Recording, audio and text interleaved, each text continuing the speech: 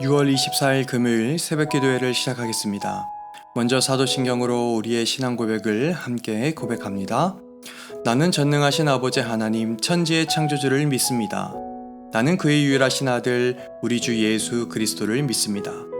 그는 성령으로 잉태되어 동정녀 마리아에게서 나시고 본디오 빌라도에게 고난을 받아 십자가에 못 박혀 죽으시고 장사된 지 사흘 만에 죽은 자 가운데서 다시 살아나셨으며 하늘에 오르시어 전능하신 아버지 하나님 우편에 앉아 계시다가 거기로부터 살아있는 자와 죽은 자를 심판하러 오십니다.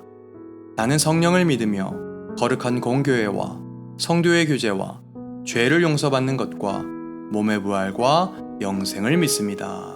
아멘. 찬송가 357장, 찬송가 357장 함께 찬양하시겠습니다.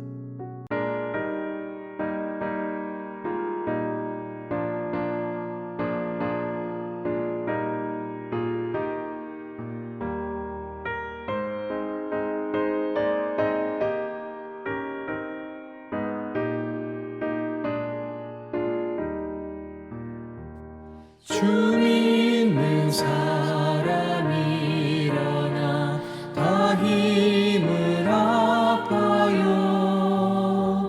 이 세상 모든 마귀를 다쳐서 멸하세. 저 앞에 오는 적군을 다 싸워 이겨라. 주 예수 믿는 힘으로 온 세상 이기네. 믿음이 이기네. 믿음이 이기네. 주 예수를 믿음이 온 세상 이기네. 온 인류 마귀 괴율로 큰 죄에 빠지니 진리로 띠를 띠고서 늘 기도 드리세. 참 믿고 의지하면서 겁 없이 나갈 때 주 예수 믿는 힘으로 온 세상 이기네. 믿음이 이기네. 믿음이 이기네. 주 예수를 믿음이 온 세상 이기네.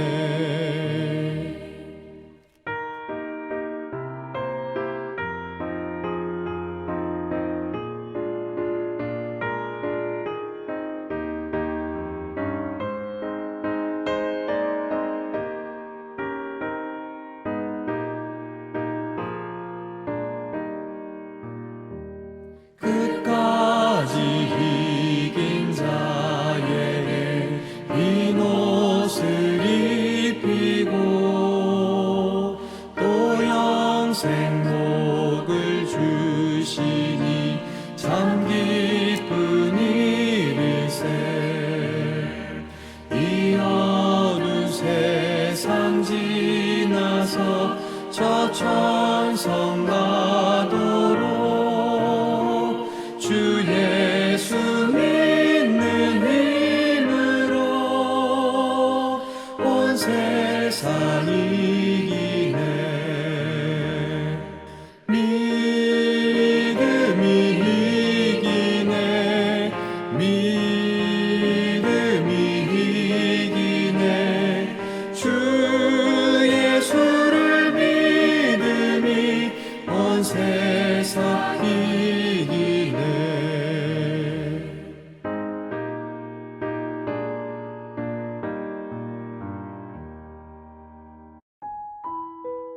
오늘 우리에게 주시는 하나님의 말씀은 사무엘상 30장 21절로 31절까지의 말씀입니다.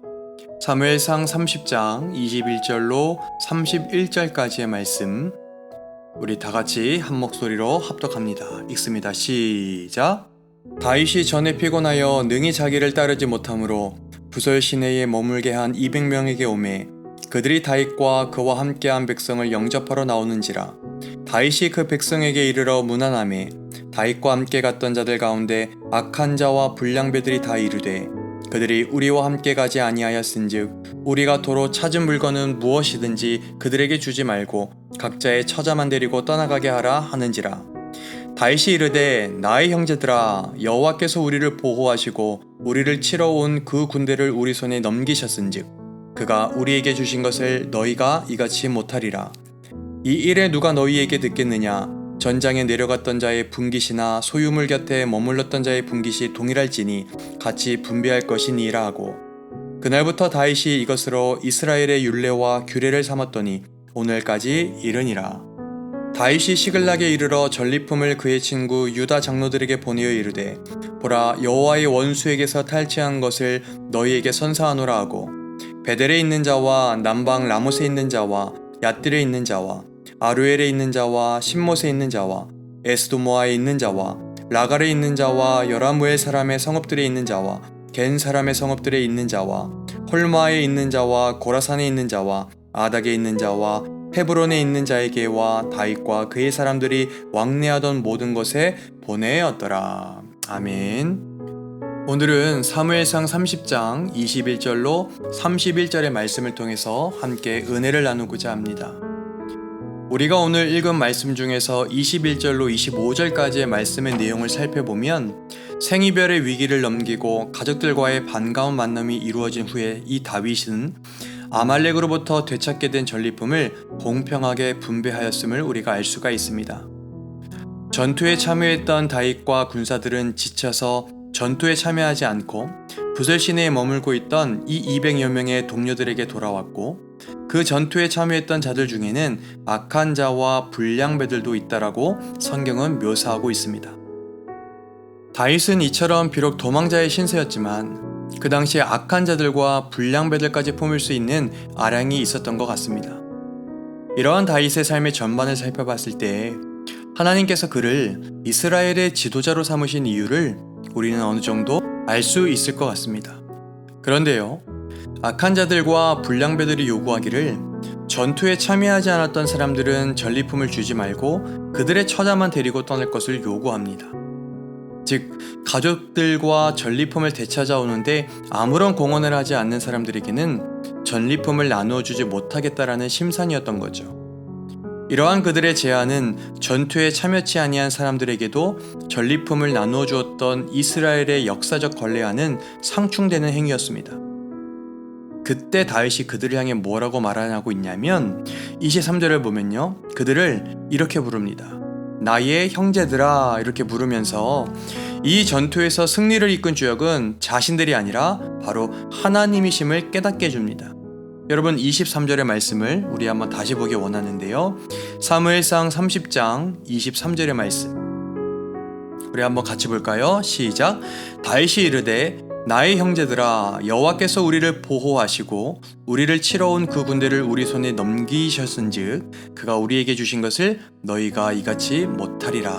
아멘. 그러니까 전쟁의 승리는 오직 하나님께 있으며 전리품 또한 하나님께서 허락하신 것이고, 전쟁에 불참했던 군사들도 모두 하나님의 백성으로서 같은 형제라는 그러한 연대의식에 근거한다는 것을 다윗은 자신의 공동체에 지금 단호히 강조하고 있는 겁니다.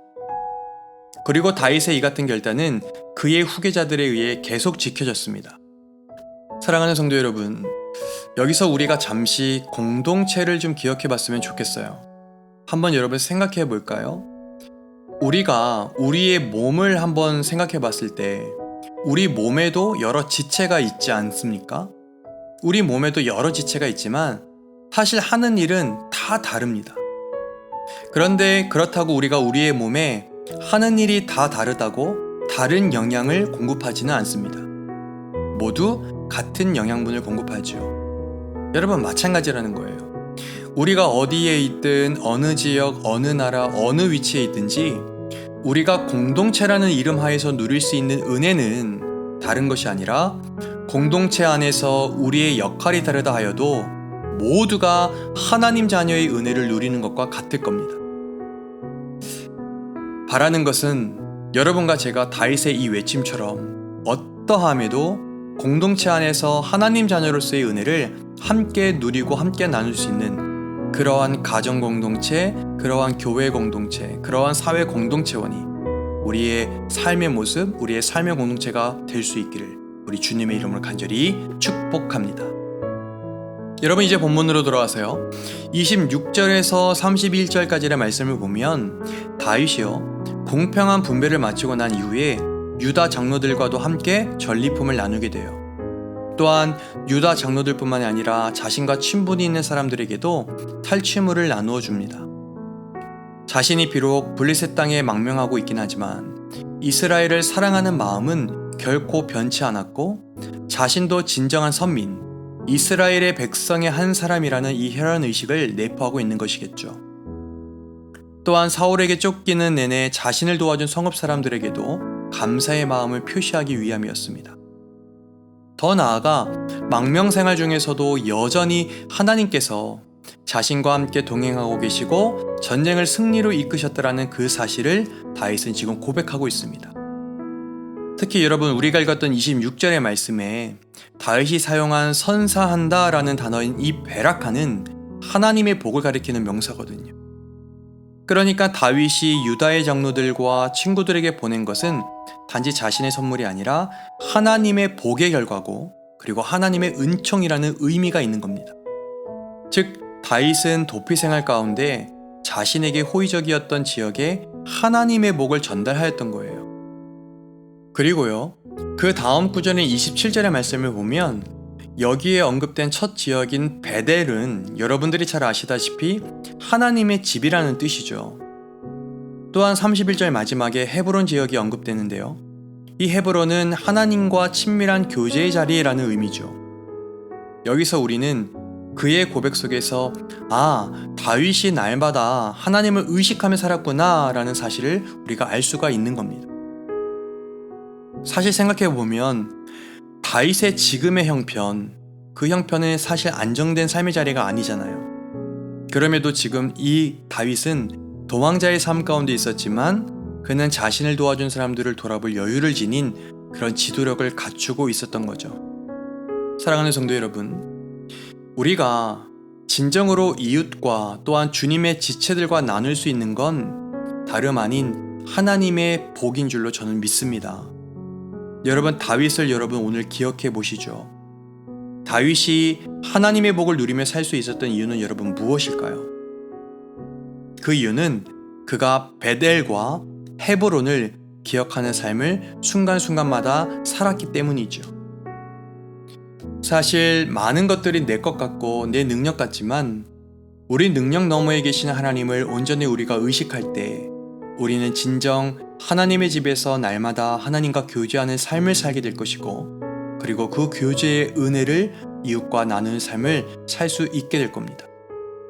그러므로 오늘 말씀을 마치며 바라는 건 이왕 우리가 주님의 말씀을 듣고 싶어서, 주님 만나고 싶어서, 그리고 주님을 예배하고 싶어서 갈급해서 우리가 이왕 이 예배의 방송을 우리가 좀 틀었으니까 주어진 오늘은 특히 다윗처럼 하나님만을 더욱더 의식해내면서 살아갈 수 있는 하루가 되기를 간절히 소망해 봅니다. 이왕 다윗의 모습을 우리가 보았으니까요, 이제 그 다윗처럼 하나님 의식을 가지고 하나님 자녀로 멋지게 하루를 보내실 수 있는 그러한 저와 여러분 우리 모두가 될 수 있기를 주님의 이름으로 축복합니다. 여러분들의 정체성은 아름다운 하나님의 자녀이지요. 여러분 잊지 마십시오. 어떠함에도 우리는 아름다운 하나님의 자녀 아하자라는 사실을요. 여러분, 그 다윗처럼 오늘도 멋들어지게 주님 안에서 주님의 자녀로 주님의 정체성을 기억해내며 또한 하나님을 의식하며 오늘 주어진 하루를 살아낼 수 있기를 간절히 소망하며 축복합니다. 기도하시겠습니다. 살아계신 하나님, 늘 당신의 자녀로 우리에게 주어진 시간대를, 주어진 하루를, 순간순간을 살기를 간절히 소망합니다. 직장에서, 때로는 학교에서, 때로는 관계 속에서, 교회 안에서, 가정 안에서 우리가 어떠한 상황 속에 놓일지라도 우리의 정체성을 우리가 오늘도 기억하며 또한 하나님만을 의식하고 그리고 하나님만을 기억해낼 수 있는 우리 모든 예배자들과 제가 될 수 있도록 우리를 붙잡아 주시옵소서. 오늘의 이 말씀이 예배를 드리는 모든 심령 위에 인쳐지기를 간절히 소망하며 우리를 구원하신 예수 그리스도의 이름으로 간절히 축복하며 기도하옵나이다. 아멘. 주기도문합니다. 하늘에 계신 우리 아버지, 아버지의 이름을 거룩하게 하시며 아버지의 나라가 오게 하시며 아버지의 뜻이 하늘에서와 같이 땅에서도 이루어지게 하소서. 오늘 우리에게 일용할 양식을 주시고 우리가 우리에게 잘못한 사람을 용서하여 준 것 같이 우리 죄를 용서하여 주시고 우리를 시험에 빠지지 않게 하시고 악에서 구하소서. 나라와 권능과 영광이 영원히 아버지의 것입니다. 아멘.